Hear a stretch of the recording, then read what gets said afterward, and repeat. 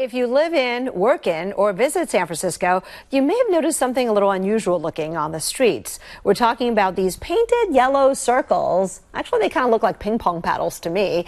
But who put them there and what for? That's what our media partner, the San Francisco Standard, said to answer in this new article. It's the latest installment of their Ask the Standard series, where people get to submit questions about a topic and the Standard's team goes in search of answers. Joining us live now to talk about this story, Astrid Kane, senior editor at The Standard. Hey, Astrid. How you doing? I'm doing great. Thank you so much. You were on the beat. Absolutely. People wanted to know, what are those yellow circles that look like the same color as Kristen's dress? No, I didn't know we were doing this story, and I wasn't trying to match. But you went looking for answers. So what's the answer? What are they? Yeah, right. These mysterious little hieroglyphic-looking symbols that are painted all over some city streets. What are they? They are actually put there by the SFMTA to help certain drivers of certain muni vehicles navigate through city streets. Explain how they do that. Right? So while we think of the bus as just being the bus, there's actually a bunch of different types of muni vehicles.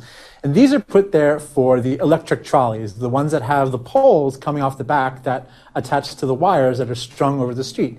And they're there because drivers don't just have to look left and right. When they're driving, they have to actually kind of operate in 3 dimensions. And so when those wires hit little tension areas, the drivers have to accelerate and decelerate appropriately. And so the markers are actually placed to let them know to hit a switch that activates the overhead wires in such a way to keep the electric bus moving. But it's a visual signal to the driver, right? There's nothing automatic that happens. It's like, right. I see the ping pong paddle. I should hit this button and it'll do this. I love that you're calling it that because that's kind of exactly what it looks like. Yes, it's a signal for the driver. As soon as they drive over it, that means the front of the bus is where the switch is and they have to activate the button. These things have a nickname? Right? Isn't it cute? They actually have a bunch. According to Muni, some of the drivers call them frying pans. Some say hamburgers. Some say pancakes. I think my favorite is tadpole. Tadpole. Okay. Can you offer them up my suggestion? You know, ping pong paddle? Okay. 100%, because you're onto something. I really am. Okay, but how well are they functioning? I don't know how long they've been there, but do we know yet if they actually have been helpful? Yeah, they've been there for a long time. You can actually see certain intersections where there's old ones that have faded away and they've repainted new ones. The intersection that I went to most to get some pictures and video is actually 16th and Bryant Streets in the Mission. There's a whole bunch of different kinds of symbols. There's like 6 different ones in all, each of which has a specific function for a specific vehicle. Okay, what are some of the other neighborhoods other than the Mission that have them?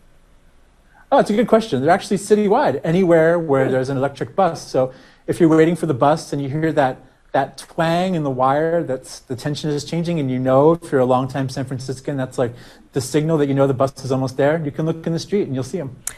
Wow. And here I was thinking it was some sort of secret puzzle hunt that I needed to get in on, but okay. Yeah. Astrid, are there other such ideas coming up for Muni? Are they just trying different things? Well, this is part of our Ask the Standard series, and we encourage our readers to write into us with questions about day-to-day aspects of life in San Francisco that you want answers to. Okay, so how do people send you a question? And I guess also what kinds of questions are the questions you're looking for? You know, it's funny. We're actually open to pretty much anything, and the weirder and more specific, the better, because we have a whole team of journalists that are dying to do exactly this kind of story. So it's really easy. Just go to our website, or if you're looking at the story that I wrote, it's right there at the bottom. All right. Astrid, thank you so much. This is really fun. Go to The Standard, and you can ask your questions, and you folks are on the case. Appreciate it. Thank you so much. Always a pleasure.